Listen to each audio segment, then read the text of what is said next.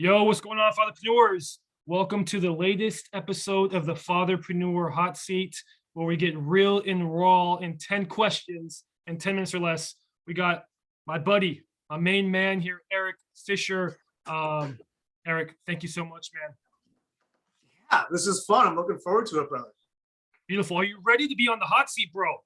I don't know, 10 questions in 10 minutes. I don't know if I've ever, I don't know if we could do 2 questions in 10 minutes, but we're going to try. Beautiful. I love it. You got a lot to talk about. That's a great thing. Okay, so here we go. Let's dive into it. So, do you have any kids? I do. I have 2 girls, 12 and 7. Beautiful. What are their names? Amelia and Addie, and they couldn't be more different, right? Like with our first one, she was like an autopilot baby straight from the hospital.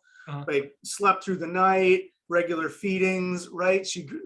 And then our second one is like an absolute wild child, right? Like nothing you can be prepared in any way for her. So they couldn't be more different, but you know what? I love it, right? It makes them individuals. That's beautiful. Yeah.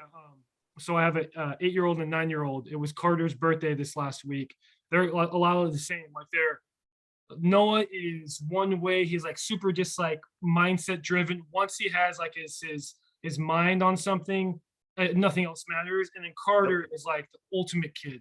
He just wants to have fun, have a good time, eat candy, play sports, watch wrestling. So it's funny to see, like, and they get along really well. Obviously, there's always that, brotherly love. But it's funny how I mean they sleep in the same room, but they're so different when it comes to their personalities. It's funny, man. That's great. Are you married? I am. I've been married for 11 years. Wow, congratulations. What's your wife's name? My wife's name is Samantha, and hopefully she's getting her flowers soon. Because at the time of this recording, it's Valentine's Day, right? So I hope you, as a reminder to all the dads out there, right? Like if you haven't, go quick, get a card, right? So when you come home from work, you got something in hand, right? Don't get yourself in trouble. Beautiful. I love that, man. Preparing us. That's right. What do you do for work? So I was for the past 21 years in professional sales. And then during the height of COVID, I got laid off. And so I decided to follow my entrepreneurial dream. And at first I didn't know what to do. And I felt like I was pigeonholed into sales because it's the only thing I've ever done. Yeah. And frankly, it's like the only thing I'm good at. And my passion is coaching, right? I've been coaching both of my daughters, hockey specifically, for 10 years. And it's an absolute passion of mine, coaching. And so I put the two together and started my own sales coaching business. And so far it's been absolutely fantastic. I wouldn't trade it for the world. Beautiful, man. So what kind of clients do you have? Is it like a specific industry or just anyone who's in sales is trying to grow their own business? What's that like? Yeah, so it's been interesting. My specific clientele has changed kind of with the direction of where I've found a need. So at first I just wanted to be a sales coach. And then I realized that the biggest part of any kind of training, whether it's sales or business or sports or anything, is mindset. And for me, in my past experience, that was the biggest game changer, was mindset. So it turned into like a sales and mindset thing.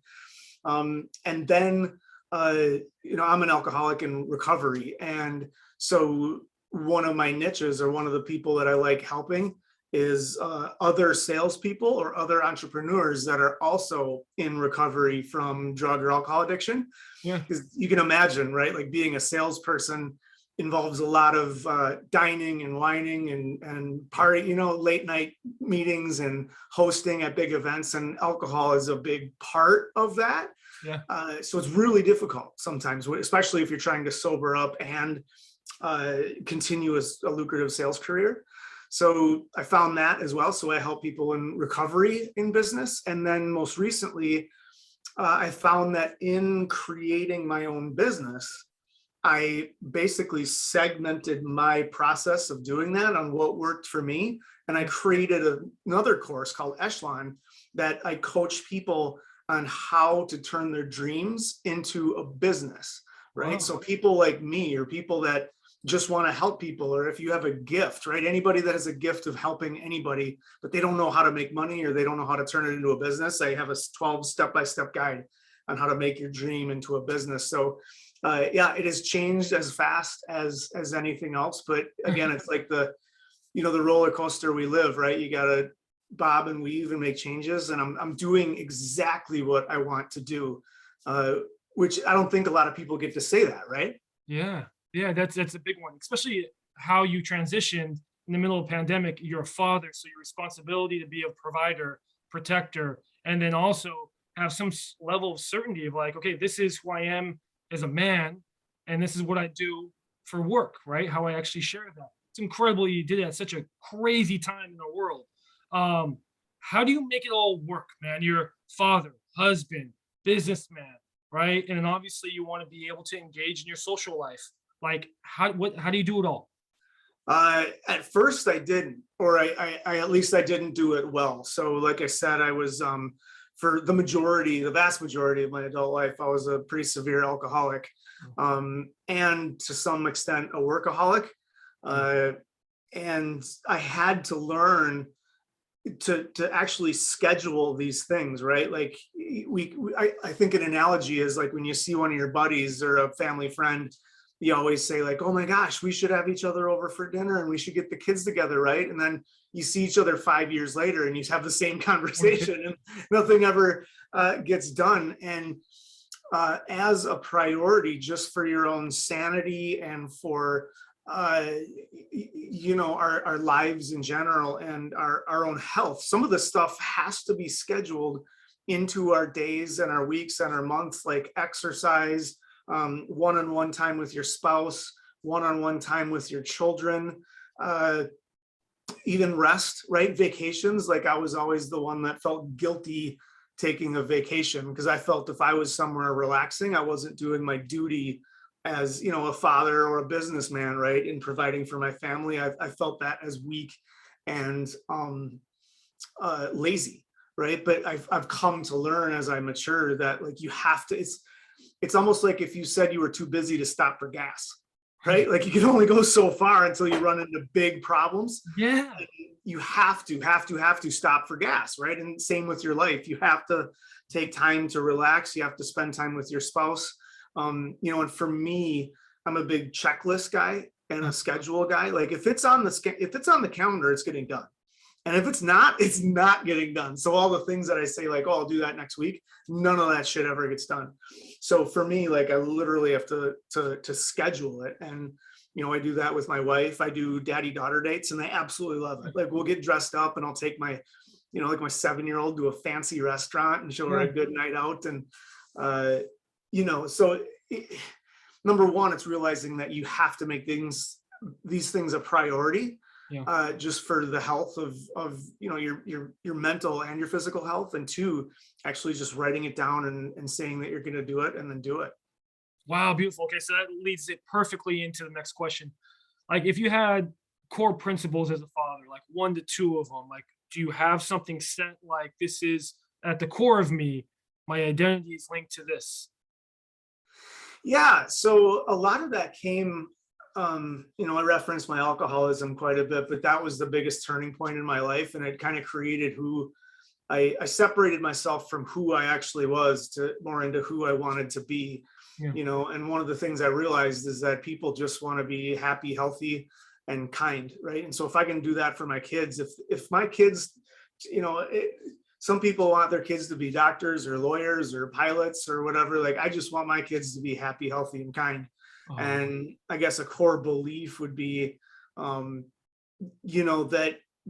teaching kids those concepts is very complicated, right? Yeah. Especially for 5, 6, 7-year-olds. But I believe in teaching by my actions, not necessarily, my words, and simply just understanding the fact that they're always watching, right? These kids are just like sponges and they absorb. So everything around them gets absorbed, whether it's consciously or subconsciously, they don't even know it. And everything you do, whether it's talking with the person at the checkout, at the grocery store, or you're on the phone for business, or you're hanging out with your buddies, or it's just you and your wife setting the table for dinner, like all of those experiences put together is how your child develops. And they take all those experiences, literally right from your mouth, right? Like what kind of mindset you're in, how you handle yourself, how you handle your own emotions, those kind of things, right? And I think people don't necessarily uh, give themselves enough credit, right? Where, I think we're more important than we actually believe we are, right? Because these kids are watching, and whether you know it or not, it's working. Whether you know it, whether it's positive or negative, whether you believe in it or not, they're always watching and they're always learning. Wow, man, I love that. Yeah, kids are always watching. That's for damn sure. What are your biggest challenges as a father and as a businessman? Oh man, probably just like I said, the teaching through my actions, Yeah, right? It's not. I wish I was perfect, right? And I wish I had this stuff down, especially since I call myself like a mindset coach, right? yeah, Like I teach a lot of these concepts about mind over matter, and you attract the things that you think, and you can change your own physical world by changing your mental world. And I believe it to my core, and I teach it, but then yet some of my actions don't necessarily reflect that, especially with when it comes to like handling difficult emotions or emotional situations. mhm, I try to limit that as much as I possibly can, yeah, but the goal is for improvement, right? Not perfection, and nobody's perfect. In fact, one of my mottos in my group is no perfect people allowed, right? Like there you I go. don't want to surround myself with perfect people, because one, there's no such thing, and two, if that's you, then you don't need anybody's help, and I'm not interested. So uh, it's a humbling experience when you're wrong or you need to apologize to your own children, Yeah. right? And I think that's important, to treat them just like you treat anybody else. So instead of blowing off and trying to ignore negative or bad behavior on my part, to own up to it, right? And to say that I was wrong, and here's why, and here's how I could have handled it better. And that's that's a really humbling experience. Yeah, that's tough, dude. I love that though. What again, almost the same question, but like what's your why? Like what's the backbone to your life? Yeah. So again, I kind of have to go back to my alcoholism. So when I was 36 years old, I went to rehab, and the one thing that I attached myself to, or the one thing that my brain sort of migrated towards, was kind of the science behind addiction and alcoholism, right? Or almost like, why do we do what we do? Or like, why am I an alcoholic? Why am I miserable? Why do people think what they think, and why do people have behaviors that they have, right? And so a lot of it was, without even knowing it, I was diving into neuroscience and behavioral science and psychology, and like that I think is what saved me. And then when I realized that what I was doing in sales and business totally didn't match how our brain naturally works, especially like, for instance, in sales, like everybody hates salespeople and everybody hates selling, and all entrepreneurs hate selling, and salespeople make everyone uncomfortable. Like the first thing you do when you see a salesperson is you run the other way, Yeah, right? Or you say like, I'm just looking, right? I'm good. yeah. And there's a reason for that, right? And it's because the whole entire process, or the traditional method that we were all taught, that I was taught, is such like a square peg in a round hole, right? And you hear these things constantly when we're looking for improvement in sales.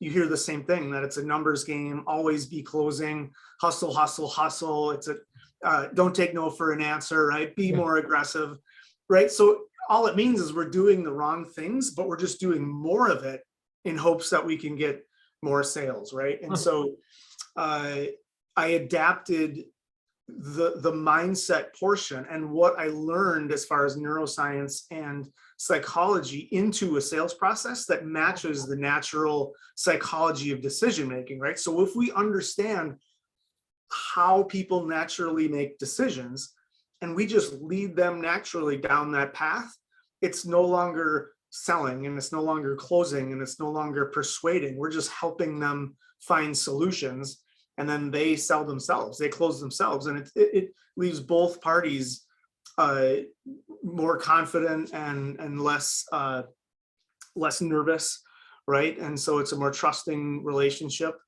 And then, I think I just adopted the mindset portion into my life. And like I said, I'm a true believer that there is such a thing as mind over matter, and that you can change your life by changing the way you think. Thank you. And I guess if I was to answer that question, like in one sentence, it would just be that, like, I don't want people to struggle like I did, right? I don't want people to be suicidal and addicted to drugs and alcohol and miserable to find the path that I found. Like, in fact, I don't suggest you ever take the path that I chose to get here, right? Like, don't take the long way, and that's why I created this business, was to help people long before they run into what not to do, right? Because I had to skip over a lifetime of what not to do to get to where I am.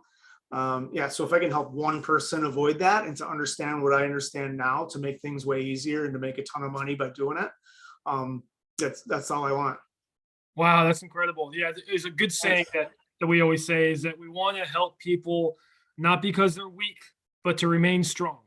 Right. So that's the biggest thing. It's like, it's That's not a about great a example. weakness. Yeah, it's about just remaining strong and evolving. Right. Dude, I love that, Eric. Okay. So business breakthroughs, people that go to your program, what kind of breakthroughs are they getting? Great question. So, that's one of the reasons I'm so passionate about coaching. And it did start with coaching my own daughters in hockey, is seeing the light bulb come on, right, in somebody's head. Yeah. And especially when they don't even know it. Yeah. Like in hockey, for instance, like you'll teach some concepts or you'll teach a behavior, and they don't get it and they don't get it and they don't get it. And then all of a sudden it comes out in a game naturally. And then they look at you and you look at them and they're like, did you see that? Like, Yeah. where did that come from? Like, yeah, man, that's what we're talking about. And my biggest thing is the why, right? Like my whole program is based around why and the power of why, right? When it comes to like decision making or even the sales process, it's finding out why. And for instance, like, why does someone buy a product? Well, it's not to save money or save time or make money, right? There's a why. And if you just keep asking why over and over and over again, not in those words, obviously, because you sound like my 7-year-old in the backseat of the car, but the more you find out why, the easier it is, I think, to understand these larger concepts. And so what I do in my program is not only do I teach the what, right? Like I tell them what to say, when to say it, how to say it, like it's scripted, but I tell them, like, listen, I don't want you to treat this like a script, right? There's no such thing as scripts in sales, because if one thing works for me, it's not going to work for somebody else. But I want you to take the concepts and understand why we're doing it. And once you understand what and why we're doing it, then you can make it your own. And that makes the conversation a lot easier. And then the other thing is just the mindset part. I mean, a lot of this stuff, unfortunately, I didn't learn until, I was an adult. But if people can learn these concepts that are, they're ancient, right? And some of them go back all the way to Buddha, like 2,500 years ago. And then most recently with like Tony Robbins. Like Tony Robbins didn't create any of this.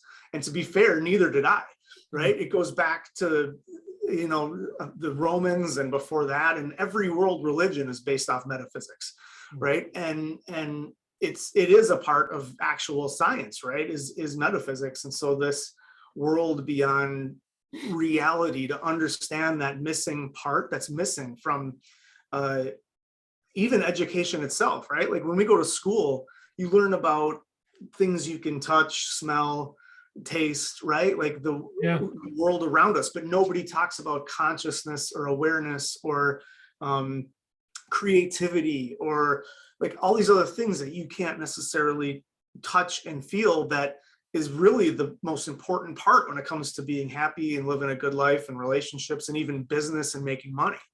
So it's seeing I guess you could call it seeing the light bulb go on in somebody's head, right? When you can see that you've made a difference, like there's no amount of money or there's no better thank you than when you can see the difference you made in somebody's life. And I'm guessing that's the same reason that you do what you do, right? It's one of the only reasons I do what I do. right? Yeah, Uh, man. yeah, it's a beautiful thing, a great experience. It's like you're able to live in a state of celebration once you get to that point of understanding. You know, you put in the work. We always say that, you know, our practice needs to be more intense than our game because victory is earned. And once you get to that point, it's just like, dude, you're in a rhythm. Things are beautiful. You made a breakthrough, so you're playing the game of life at just a different level, and you get to evolve and evolve from there. And there's a You formula for bet. it, you know. Great, man. So where can people find you? Yeah, so I can be found on Facebook. I have two groups. One is called Sell More, Sell Better Because Science. The other one is called Selling in Sobriety.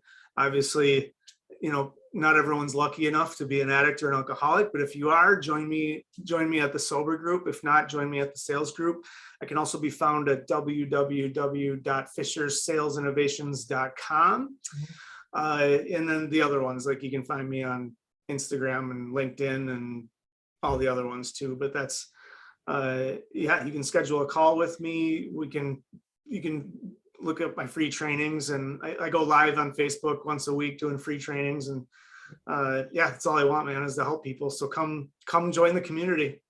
Beautiful, Eric. Thank you so much for your time, man. And then in the comments, if you don't mind, just listing all your stuff, just so. Yes. So I'll put in all the links to where you can find me. And if you want more information, I'll put links to that as well. And thank you so much for having me. This was a pleasure.